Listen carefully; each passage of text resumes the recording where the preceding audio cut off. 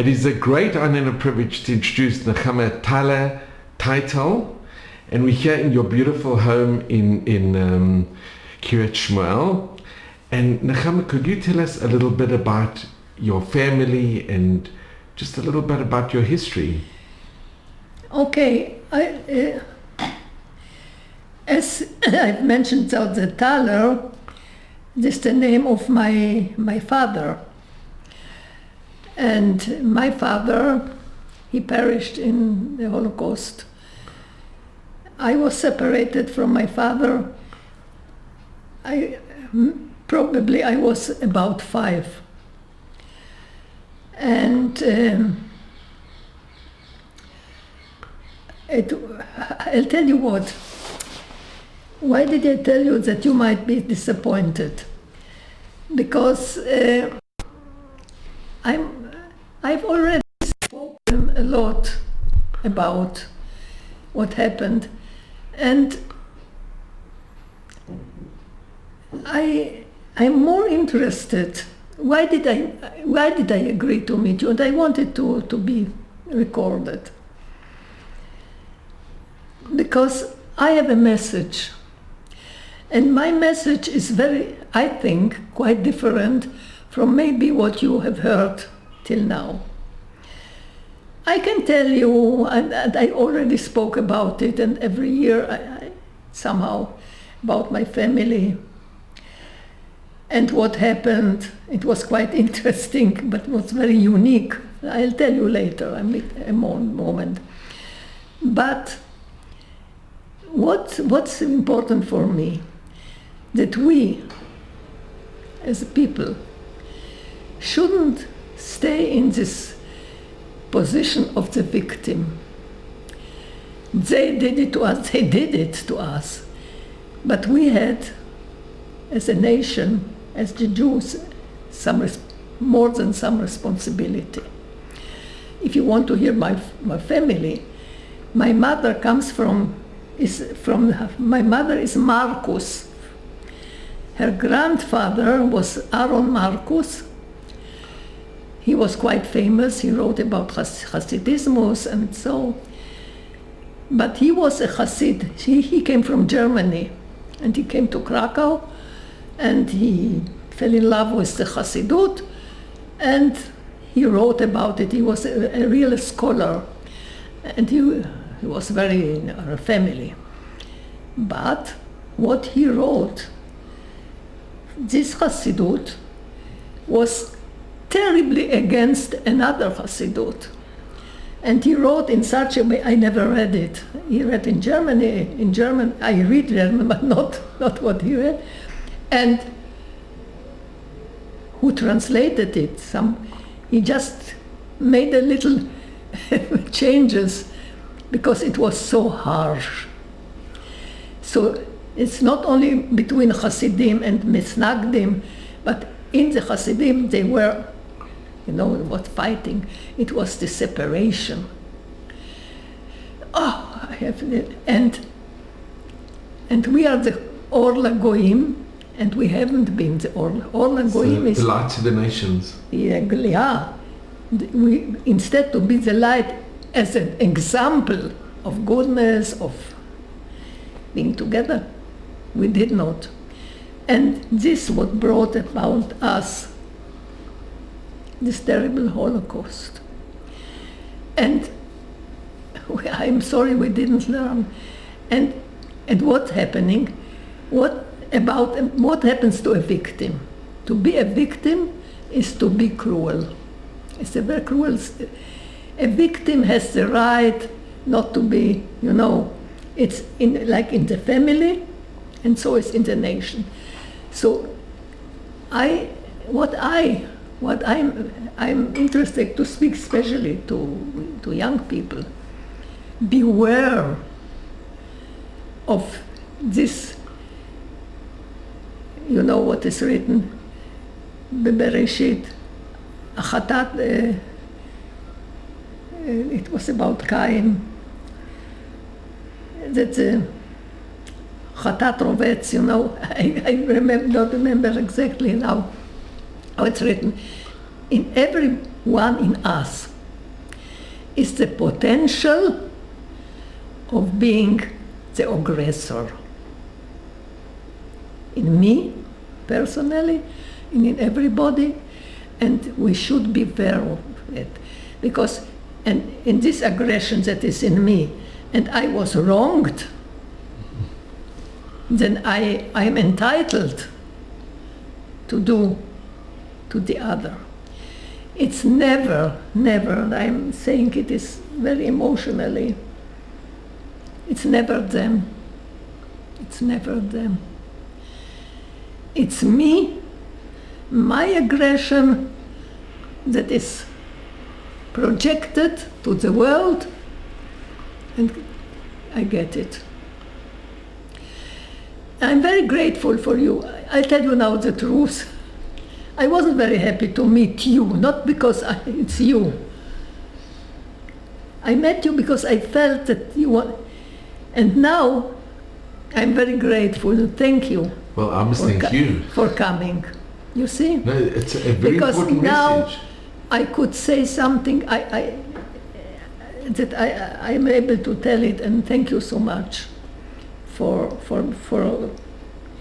letting me this opportunity. I can feel your open heart. No, Nechama, it's such an amazing, it's such an important message. It's so true. The disunity, when you don't have the compassion for others, it's no good. It's yeah, and not to see I am right. It's them. It's never them. I'll tell you something. Years ago, I saw on television, the French television, it was the propaganda, the Nazi propaganda before the war, and how they depicted the Jews. Ugly. Yeah. And terrible. And then you see they use the beautiful blonde, they were blonde eyes. What I thinking when I would be there, I will join the good and the beautiful. For sure. Why? I come from the family, the Marcus family. They appreciated very much the looks of their beauty, and so I would join them, not the Jews. You see, it's not that's how things are going. So I told you, my family, this Aaron Marcus, it was, he was so famous. Even now, there are some Hasidim that know this name. And my mother comes from this family. They were Hasidim. And so my mother married my father. It was, this Marcus family were in Cracow. And my mother married to, it was then Poland, the Mizrach is, Mizrach in English is East. Eastern Poland. East Poland. Now it's Ukraine. Yeah, and then I was born in 1937. 22 years later broke the war, as you know, probably better than me even. And then the Russians came in. And we were a well-to-do family. You were born in Cracow? I was born in Cracow, because my mother came for the birth to Cracow. And you were born in 1937? Yeah, in Cracow, 1937. Yeah. And my brother was born already in Tarnopol. Tarnopol was the town of my father. 1.5 years later. He lives in Haifa. It was a miracle that we survived, yes, children in this year. There came the Russians, and as I said, we had a house for ourselves that they came to live there, but we were evacuated as bourgeois, the rich people. So we went to it was like a farm, a small town. And then from there I have some memories from my father. Excuse me, I'll take this, okay? So, Nechama, Poland was divided with the Van Ribbentrop-Molotov, and then the eastern part fell under the Russian. No, before. When I was born, it was still not Russian. And then came the Russians, we had to leave, because we were, as the rich people, the well-to-do people, they were evacuated to small towns. But while we were in a place that was Brzezany, it was called, in a farmer family, they were slaughtering pigs, and we are hearing the screams of the pigs when they were slaughtered. Do you have any recollections of when the war started in 1939? You were very young. You were only... Yes, I only know that what I remember when we were in Brzezany, when the Germans came, and they were already flying, and there were bombs. And I have one of my recollections with my father on the road, and then was this the bombing, or my father throws me on the ground, and he covers himself upon me. To protect you? Yeah. And I believe, we can already see that and that he somehow, you see, my mother, I and my brother, we survived. My father, no. I believed that, we speak, that he somehow sacrificed himself for us, because it was hard enough to be a boy, a Jewish boy, because we were on Aryan papers. We became other names. Kwiatkowski, my mother, Anna Kwiatkowski, I was Danuta Kwiatkowski, Jan Kwiatkowski, my brother. Also my father became, but to be, we separated. I think if we would be together with him, we wouldn't survive. To be a man, it's a speculation, of course, but I have this notion that he somehow, maybe it wasn't terribly conscious, but it's not important what is conscious and what is not, that he survived, that he sacrificed himself. So from there, from the Brzezany, it was very dangerous already, and came my aunt Bracha, the youngest sister of my mother. She was so helpful. She came and she took us, and then we started all this, So I won't tell you everything here. Do you know what happened to your father? Yes, I think I know, but I'll tell you how it was. And so when we came finally, so to say, to Cracow, because we were first in Lemberg, Lwów, and it was really hard there, and we had to live. I once, only one, okay. And then we came to Cracow, and after also tak, it was so not so easy. I must laugh. My mother found a job as a housewife in a house of a Nazi doctor, no less. Housekeeper. She was a...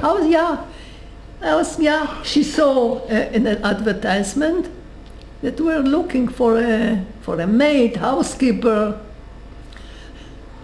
My brother was kept with a Polish woman for money, of course, and she took me there, and she came to this house, and the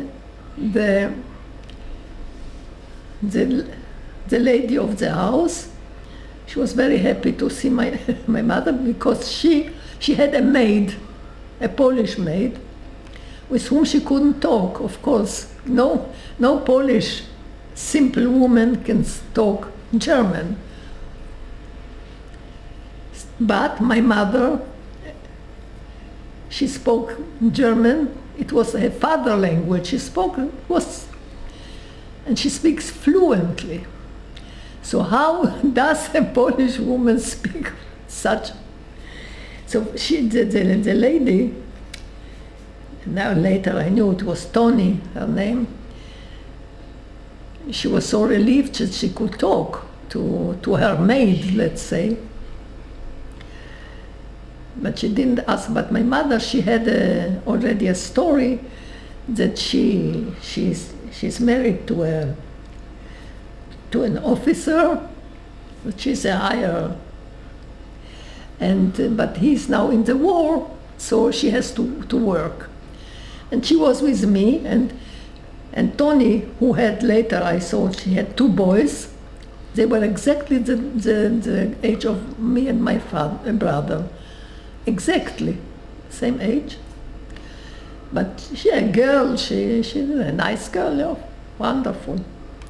So she employed her, and my mother started. What my mother especially was there, she was cooking there. She wasn't really cleaning, or this was not her doing, not her job really. It was a big house. Now, the husband, I mean the doctor, he was today it's called a psychiatrist, then it was called a Nervenarzt. He worked in a hospital. He was a big man. He liked to eat, and she cooked very well. So they were both happy with her, and she could talk to. And this Tony, she was also in a strange country. She has nobody to talk to, and suddenly she has this lady to talk to. And even, I remember my mother, she wrote a letter.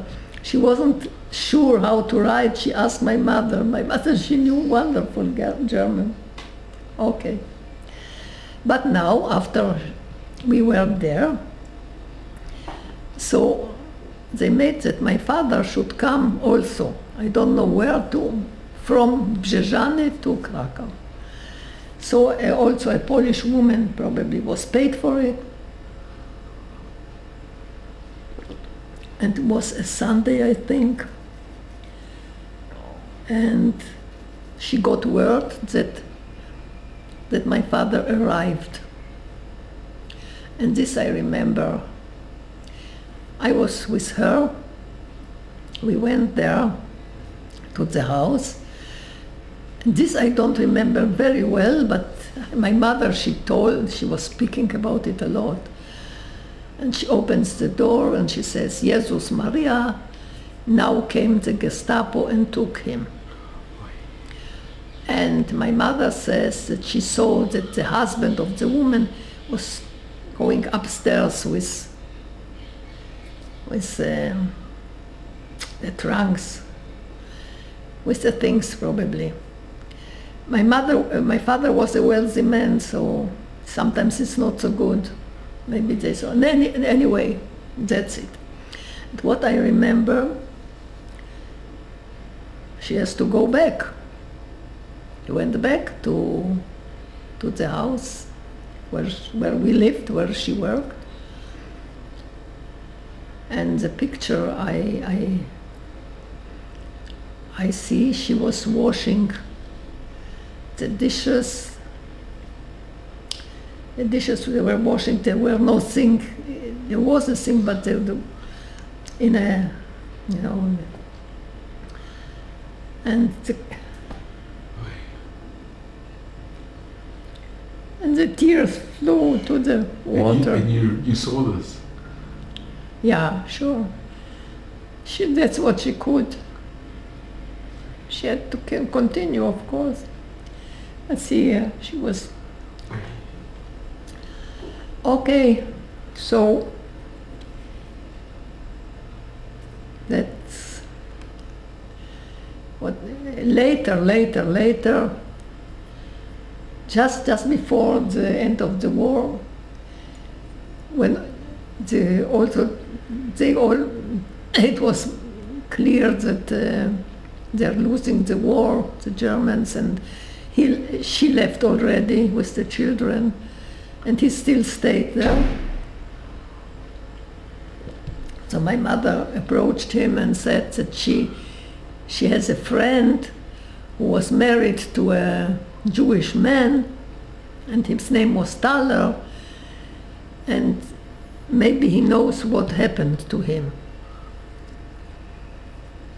So he inquired and said, yes, he was taken to Gestapo and he was shot. That's what he said. So that was... My tragedy was that I remembered my father. I remembered that he was very fond of me, and he taught me, he was in Palestine then, it wasn't Israel yet. And he bought a house in Haifa, and he taught me a song that he learned there. I was more connected to him than to my mother. But all the years later, I remembered him, but I had no feelings for him.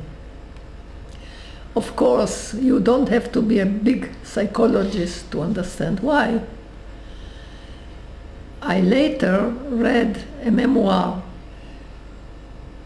of my aunt, this Bronca, that came to rescue us.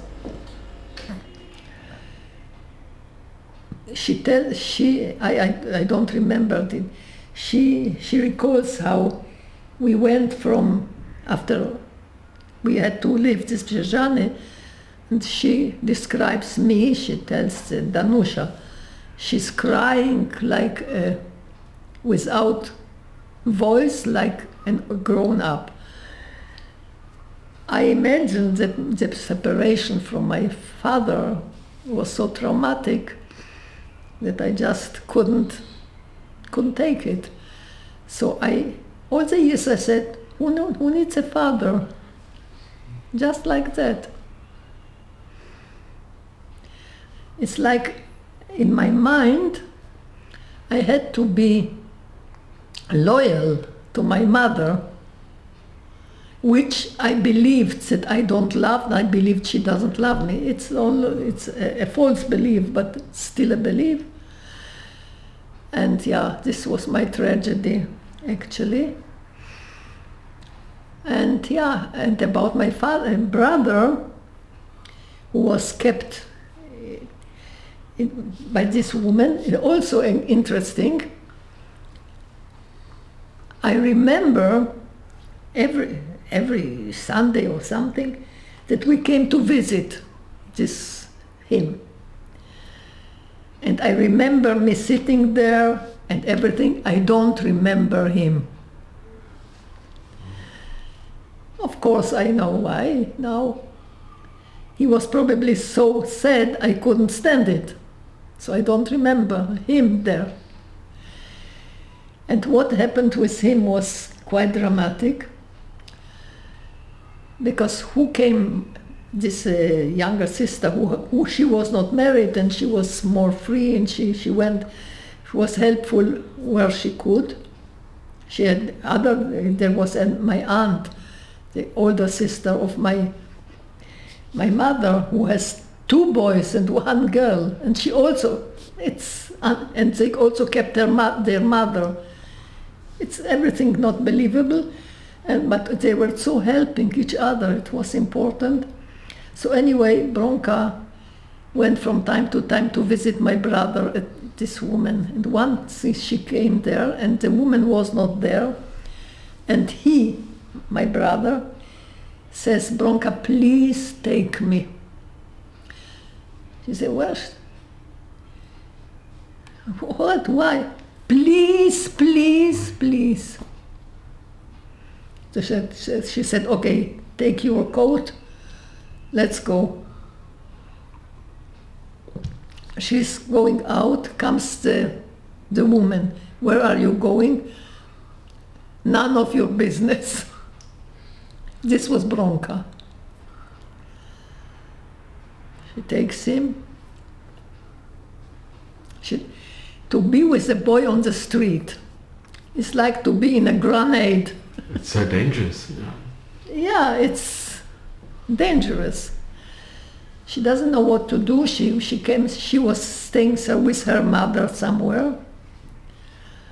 The mother said, what to do? So bring him to his mother. I mean, to where we were. So she brought him there. And he lay under the bed. He says that he was several days there. So that he was under the bed. How long can he be there? I don't remember him under the bed. You know this, how memory goes. But what I do remember is that the day when my mother had to reveal to Tony that she has also a son. And I also, it was a big apartment. It was like 2 different sections. So there was where we were staying. It was quite, but I was standing there and I was hearing what they were, and it was the only time that I heard Tony with her voice rhythm. She was shouting. What? My mother came and she said, yes, I have also a son. He was in the country. I had to bring him. She had already 2 sons, and girl is okay. She doesn't need enough. Just imagine a cook, a maid, or whatever, housewife with 2 children. I'm telling you, it's not... nothing is normal, actually. So she was very cross, but she was also fond of her, and she was a very good woman, the Tony. And they liked what she cooked, and it was very convenient. My mother was very convenient for them, for both of them, for everybody for its reason. So he came out of bed, under the bed, and we were playing with the boys. Only my brother knew that he has to be very careful.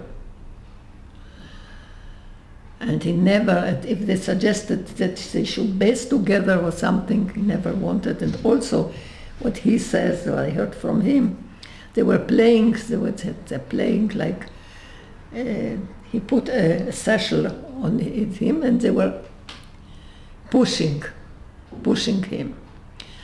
So he said, I would have pushed back, but I didn't.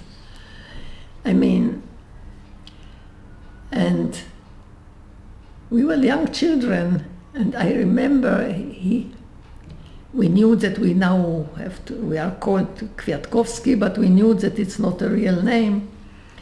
And I remember once he just whispers to me, tell me, is our name Talerz? Talerz in Polish is Zalachat, how do you say? A plate. Zalachat is a dish. A dish, a plate, yeah. He remembered something, not Talerz. And so we had to be very careful, but you know, when people say children know exactly when they have to be quiet, what to say. They are much more resilient, much more, you can rely on children. Yeah, so that was, we had quite nice also memories there. We were playing, I learned from Peter, what his name. Peter was the bigger boy, blonde, like his father, exactly my age, and Imo was more brown and looked like his mother, exactly the age of my brother. And Nechama, how old were you at this time?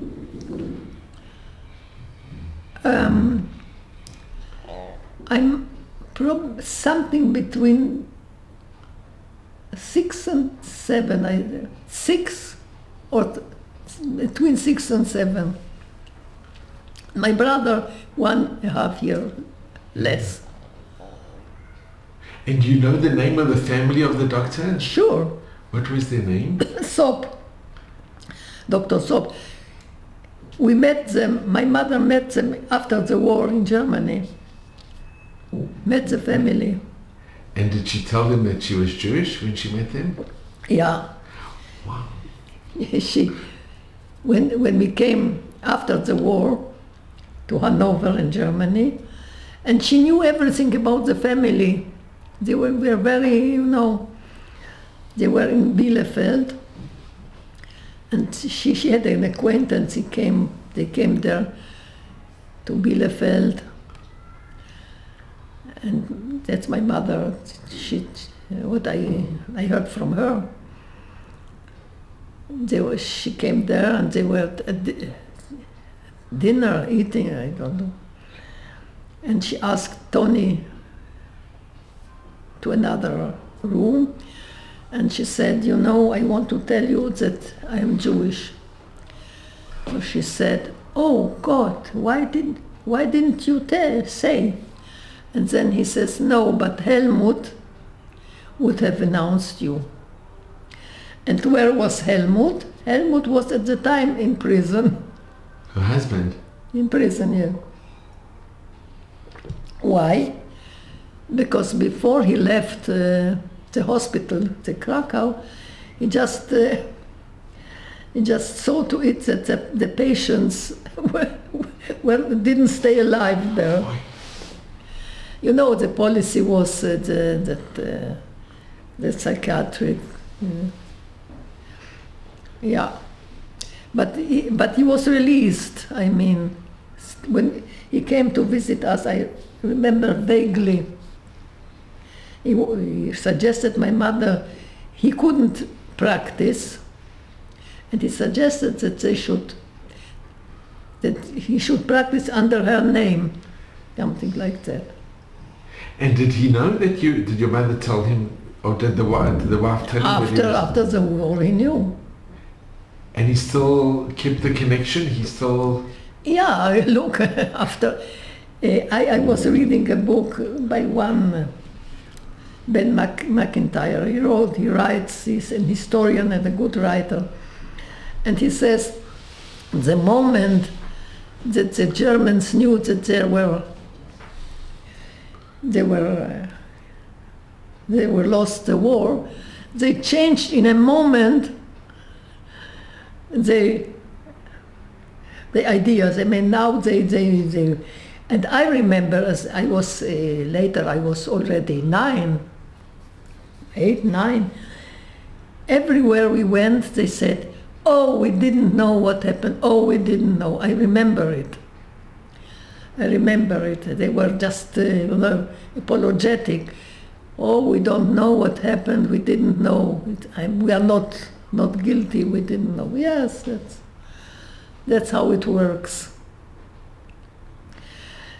So, Nechama, did you stay in the house till the end of the war? Yes. And the wife had already gone back to Germany with the sons? Pardon? You were together with the father. The wife she went back near the end of the war. The wife returned to Germany. Just a moment. We went after they left, Helmut left, we stayed in the house in Cracow, okay? And then came somebody who said that he lived there before, but we were how do you say it? Anyway, now came the Russians. The Russians that they were the conquerors. And I was more afraid of the Russians, but they were drinking and they were lying on when we were going to our grandmother, they were, shikorim, how do you say? They were drunk. How? They were drunk. Drunk, of course. They were drunk, and there was anyway, and because my mother decided that we have to move, and so we just went to Germany. I don't know why. Like, the Germany was before the main goal was to come to Palestine. I mean, because we had this house there. So, but I don't know why it was chosen. I had an aunt, a younger sister. My mother, she lived in Berlin during all the war. She was a singer. Anyway, Stella. And so we came to Germany, and we stayed in Germany for 2 years before coming to Palestine. And where did you live in Germany? We got a house, an apartment with another family there. In which city? Hanover. In the same where the doctor was with his... No, the doctor lived somewhere else. No, nothing to do with the doctor. No. Just my mother wanted, she wanted this connection somehow. Maybe to show, look, now things have changed. And did you go to school in Germany? No, not a school. We were a handful of children.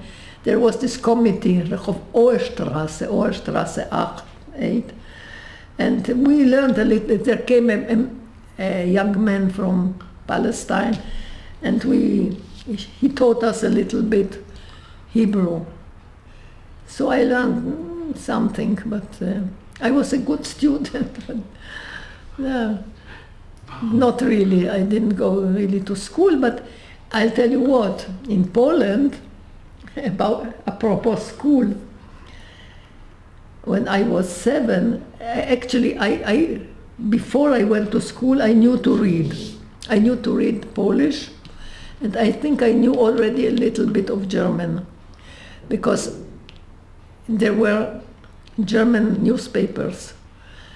And I think I knew already German, but Polish I knew already, before I went to school.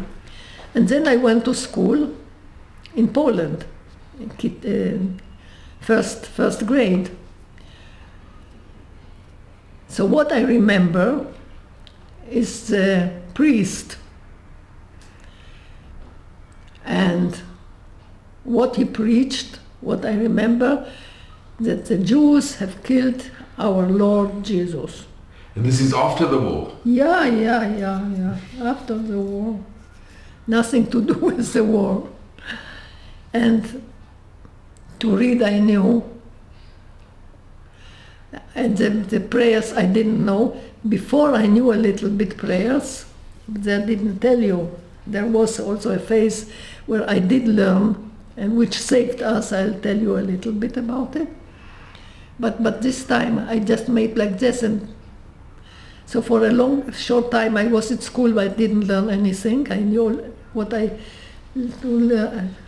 reading I knew, and that's all. And in Germany I know.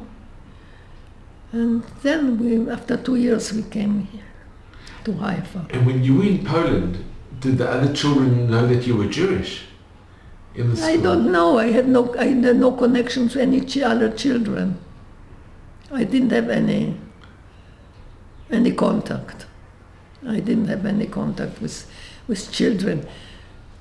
I had also with the two boys, the top boys, and my brother, and actually my cousins. With them, you spoke to Rita. Aaron is almost my age. Half a year we are separated, I think. And there was his bigger brother, late brother now, and sister. And we were playing together. We were together with them, but no others, no Polish and no nothing.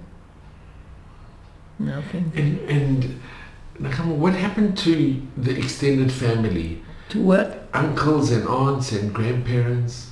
Yeah.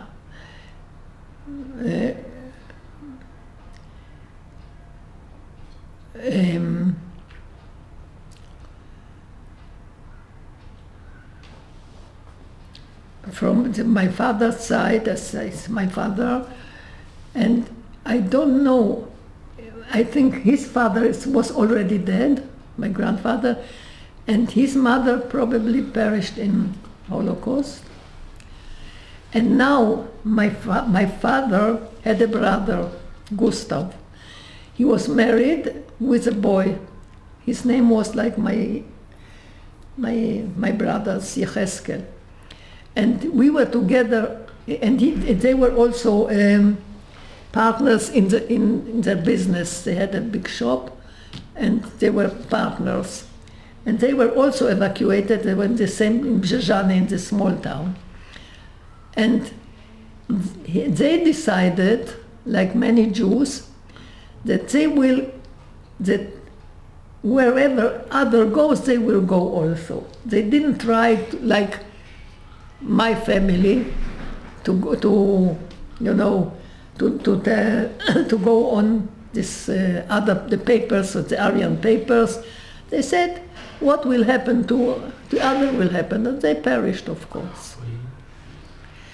And from my side of my mother, their elder sister, also she was very helpful. Also the husbands of the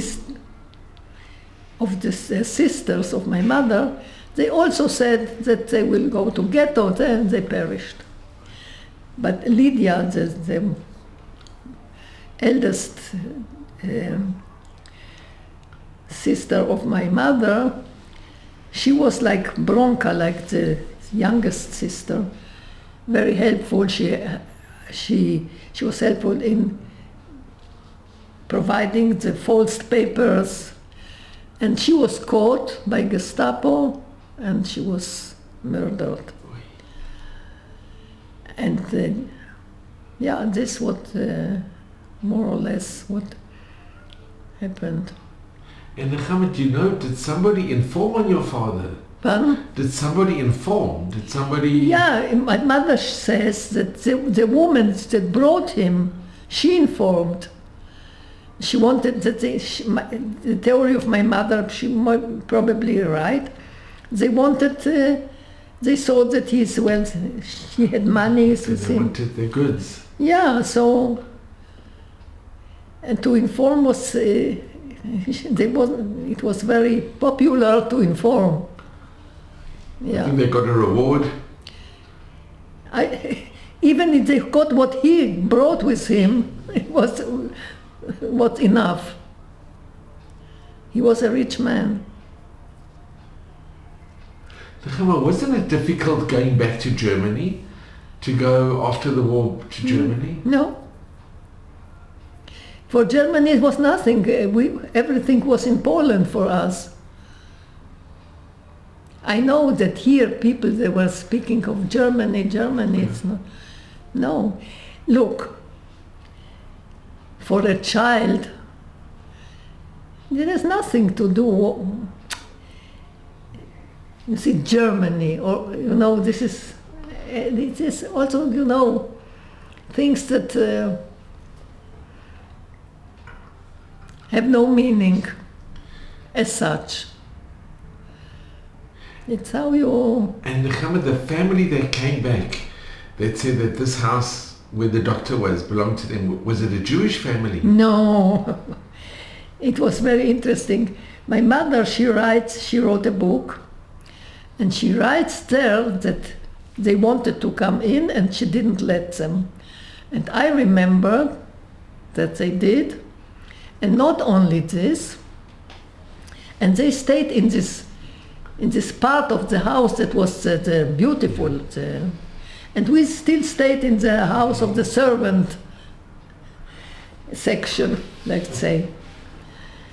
But I was a girl of 7, 8, I don't know, and I was going around. And they had a daughter. That's a very interesting story. She was somehow a teenager, not. And I remember this. And she was writing something, and she asked her father, "Daddy, how do you write German in a big G or a small one?" So he said, "Every nation you write in a big letter, only Jews is small." This I remember. Now, you can say, now something that was really unbelievable, and this was the family that came there. He was a gymnasium teacher, I think. It was the family. Now, I go, like in films, many years later. My brother and I came to Cracow. And we started to look. We didn't remember the house. We didn't know. My son-in-law, he works in Cracow, has a business there.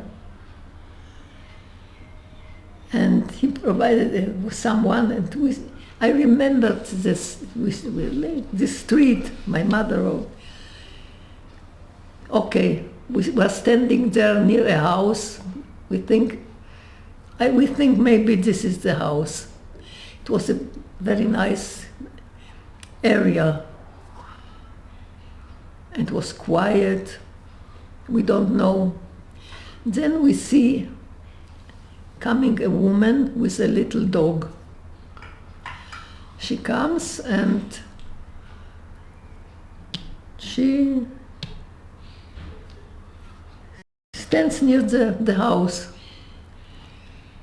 "Do you live here, madam?" "Yes." "Maybe you remember here years ago was the family?"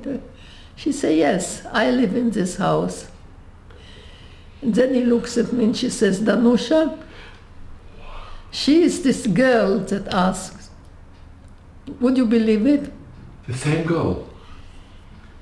Unbelievable. And the funny thing is, the moment, because I was in the house before, I was looking at there was a program on television, and the man that took us with the car, he says, "Are you ready?" I says, just a moment. I'll have to finish." Had we come 5 minutes earlier, 5 minutes later, it wouldn't have happened. Because she said, even if we have rang the bell, she said, "I never open." That's amazing. That she said, yes, "I never open." I am here alone, I never open the door. And she says, Danusha, a girl that was 8 maximum, and then I was 70, I think. And she was happy to see you? It was a good reunion? It was interesting. We were everybody was, even unbelievable. It was so unbelievable that we were just, you can't even, you have no words. How? Exactly this moment, this woman, and she lives in the, not that she's a neighbor, she lives there since then. Of course, it's divided now, there are 2 apartments. Did she allow you to go inside? Yes, sure. Yes. And even the other family, now, there are two apartments. And they also didn't know if they let us in. More simple people, let's say. Yeah, but we somehow we went in, we saw, okay, they changed but that's how it was. Do you remember the name of the street? Yes, Shemiratskego, number 4. Now this is incredible. It's absolutely incredible. Incredible. And tell me, is it credible that a woman with 2 children is working in a Nazi house? Also not everything is so not normal.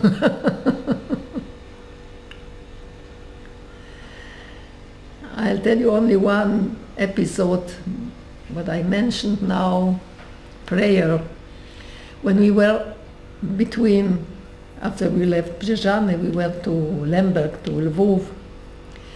Also in the family of the people, the farmers from Brzezany, that they knew that we are Jewish, of course, but they had 1 daughter or 2 daughters, and she taught me, one of them, the Christian prayers. Also, when we were going on the street, near a church, so I was crossing myself. So we played the role. And I was a good student, so to say, and I learned. And then the woman said, you had to be registered when you had lodgers. She said, no, it's no possible, I can't keep you anymore. So it was winter, and winter there, this is snow that to my brother and me came, the snow was to his knees. So somehow my mother found a lodging. It was like a cellar. It was down that you can see and it was Christmas time. It was like a dingy, so. And I remember that my bed was near the window that I had to climb to see, and was looking for Santa Claus. And then my mother said, the woman said that you have to be registered, and also, my mother had also, she has to be a doctor, was here, and my mother said she might be suspicious, and then I got ill. I got very high fever. I don't know if it's ill, but I got high fever. And I was in delirium. I even somehow remember it. You know how memory is. But anyway, that is not important. But in the fever, I was reciting some of the prayer that I learned. What did it say? Now, the first time I'm translating it to English. That's me. You said, I mean, Jesus. You can say Jesus, you can say God. You promise that you won't leave us alone on earth. And this I said, you promise that you won't leave us. Did you say it in Polish? In Polish, of course in Polish. Do you still remember in Polish? Pan? Do you remember it in Polish? Yeah, of course. Can you say it? Tyś powiedział, że na ziemi nie zostawisz nas samymi. Tyś powiedział, że na ziemi nie zostaniesz nas samymi. You have said that you will never leave us again alone on this earth. And it was on and on. And the woman came and she heard it. So, okay, no Jewish. And she brought us something to eat, I don't think. And next day I recovered completely. It was no illness, nothing. It's also unbelievable. So that's it. Yes, and that's what I remember. I don't remember any other prayers or something, yes. Even in Cracow I didn't remember anything else, only this. Mm-hmm. Yes. And do you remember when the war ended? Yeah. Yeah, the Russians came. I remember the moment a Russian came and he says he wants chassis. Chassis is a watch. The watches, yeah. Yeah, that was the end of the war for me. Comes the Russian, says watchy. And then I was afraid of the Russians. I tell you, I were drunk and they were... And you stayed in Germany for 2 years and then you decided you came with your mother here to... We came to Haifa. In what year did you come to Haifa? 1947. Just before a year before the broke the independent. Did you have special papers to come? Because it was still under the British. That's right. Good question. As I've told you, my father and his brother bought this house, and there was a lawyer, Klebanov. His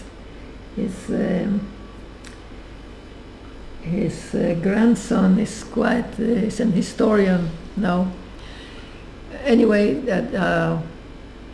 Mr. Klebanov, he was managing the house, and he sent us papers, so we just we got what is called a certificate, and so we went the right way. There were some that were aliyabet, that they were illegal. We were legal. And you remember the boat trip? You remember? Pardon? You remember going on the boat? Yes, in a ship, Providence from France. Providence, 8 days from Marseille to Haifa. And how was your reaction when you came, when you saw Haifa, when you came? I don't remember.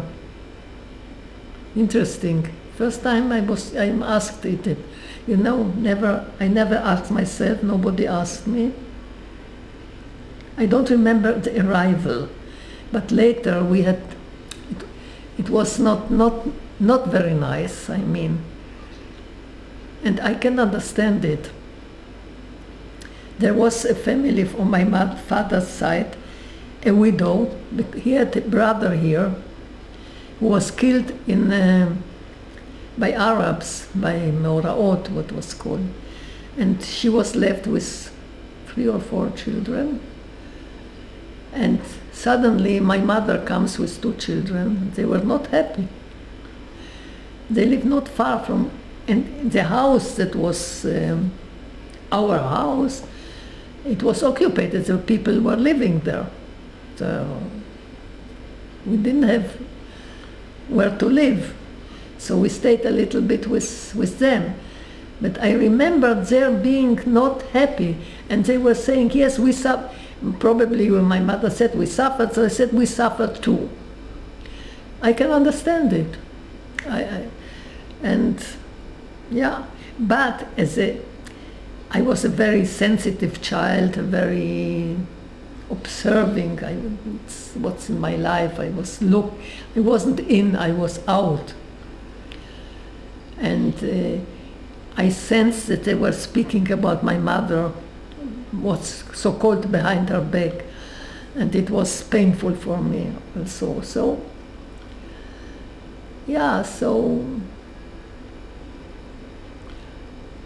I think how my mother, how brave she was, how, first of all, to survive with these 2 children, and even now in Haifa,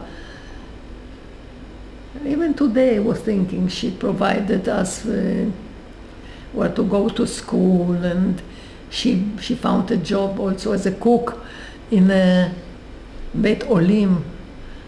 It was for children, she was cooking. Yeah, she was so... Did she ever remarry? Yeah, twice. And can I ask, Nechama, when you went to school, how was it with the school children? Did you tell them that you were a survivor? Could you discuss the Shoah? No, we never discussed the Shoah. First of all, I wasn't the only one. Yeah, I mean, first I went to Bet Yaakov, and there I didn't know nothing. I mean, I was sitting there, I was different from others there. Everything that they were learning, nothing, but there was also, it was Kita Dalet, grade 4. And there was also English lesson. So the English teacher, the good students were sitting on the front, and English, I didn't know English, but I knew already 2 European languages, read and write. And English, I was hearing English, because my mother, she knew English, and she got a job there in the UNRWA. And sometimes I heard her talking English it was in the English occupation, Hanover. So English wasn't, for me, very strange. So I was in English, I was, the first in class. But it was so funny. how mind goes. So she couldn't understand how a pupil that is 0 in other subjects. Yeah, and is so excellent in English. For me, it's it's of course, it's very clear, but it wasn't clear. They said, well, how come? Okay, that's what I remember. It was funny. And also what I remember was a teacher, Miriam. She was, and what she taught us from the Siddur. This I did learn. Other things I don't remember. And then I got ill with my eyes. And it was during the Independence War, and it was traumatic.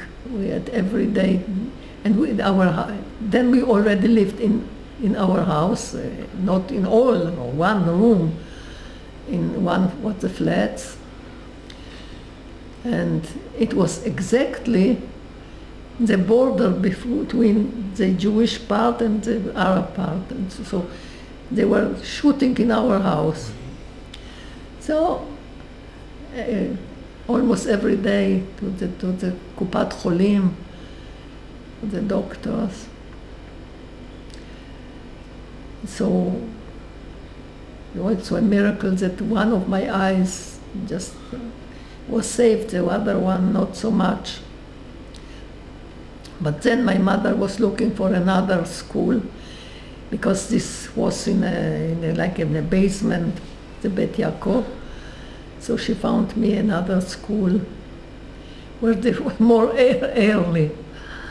And also I remember when we came there, Sefer Leobek, okay, maybe you know the name. It's Leobek. Leobek is a reform.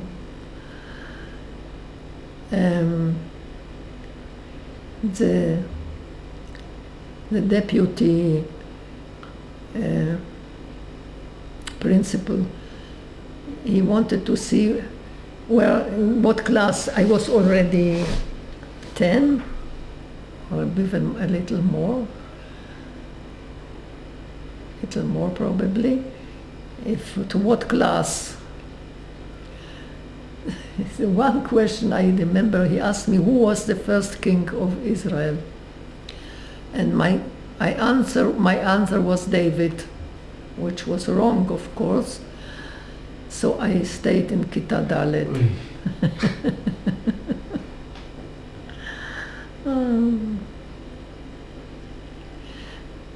Yeah, for me it was a shock, but it was seated by a boy. And it was terrible. I came from Bet Yaakov. And your family, was your mother very traditional? Was she very Orthodox? She was Orthodox traditional. She was a very great believer. She was very connected to God. She said she was talking to God. She could be a Breslaver, talking to God. But even what she went through, she kept her emunah. Yeah. Even what she went through as seeing. Yeah. The emunah helped her also. The whole family, yeah, absolutely. She was very... And Nechama, with you as well, you kept your emunah? Going through what you went through and... Yeah, did nothing to do. Why not? Yeah. And your brother as well? Yeah.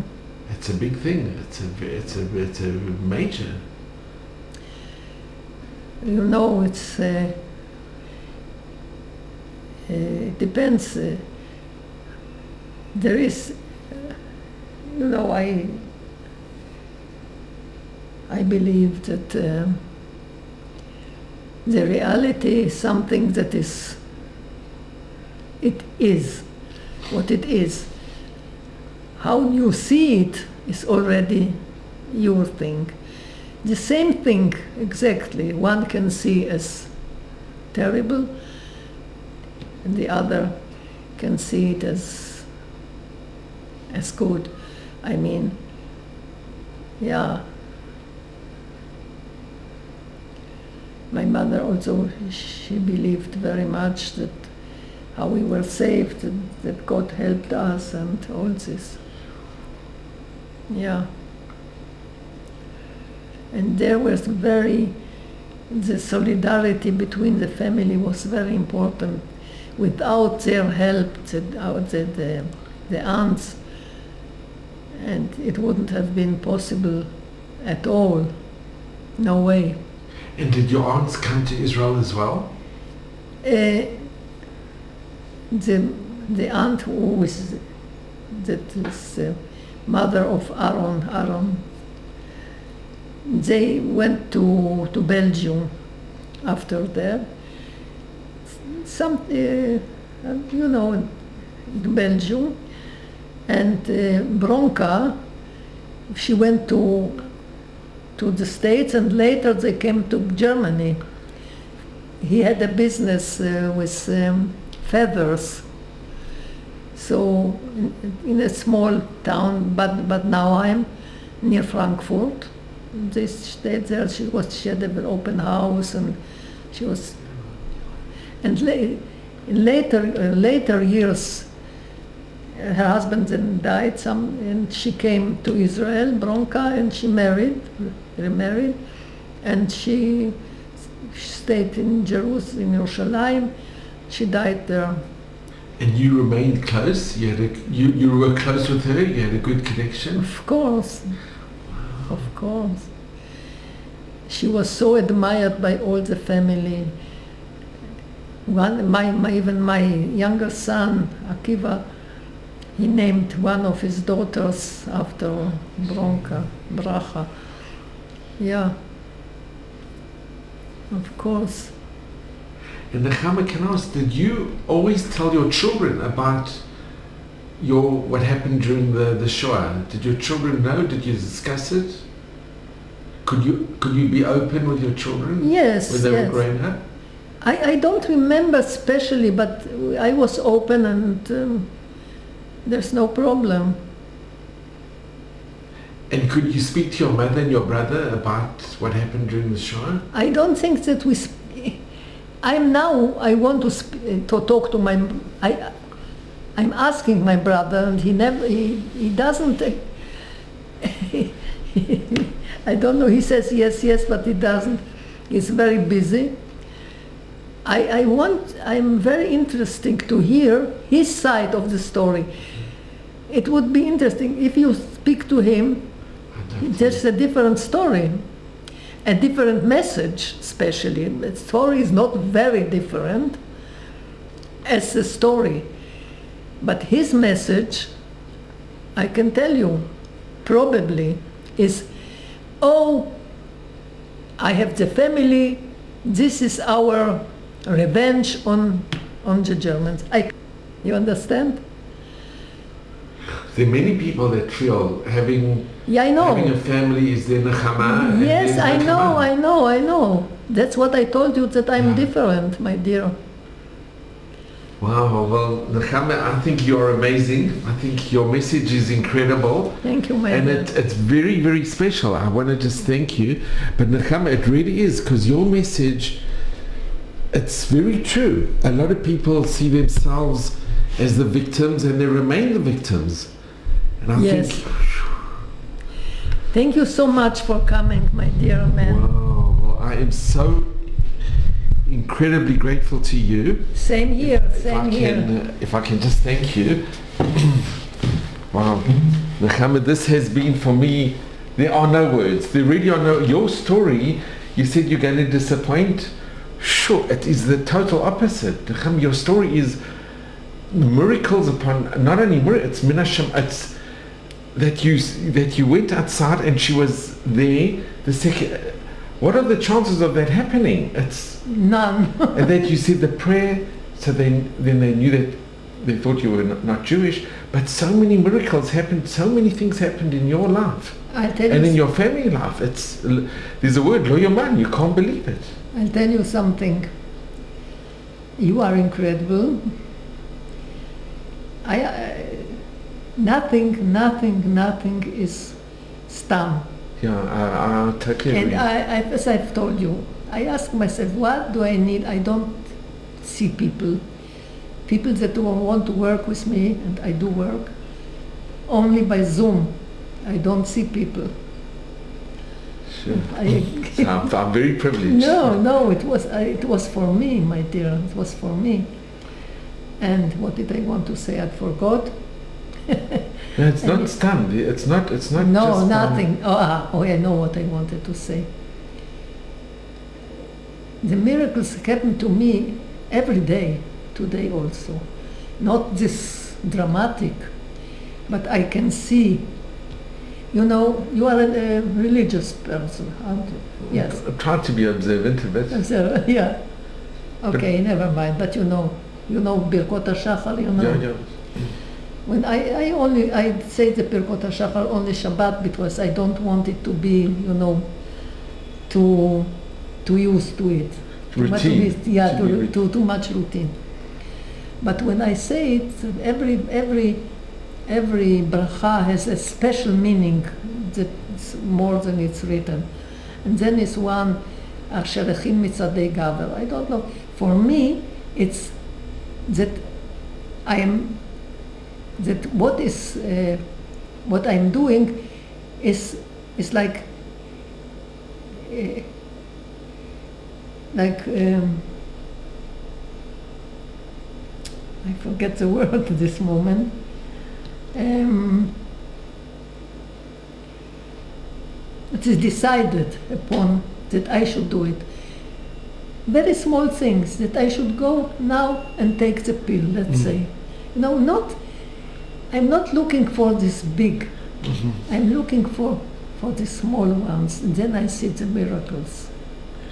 You see, also for my work, I got from a patient,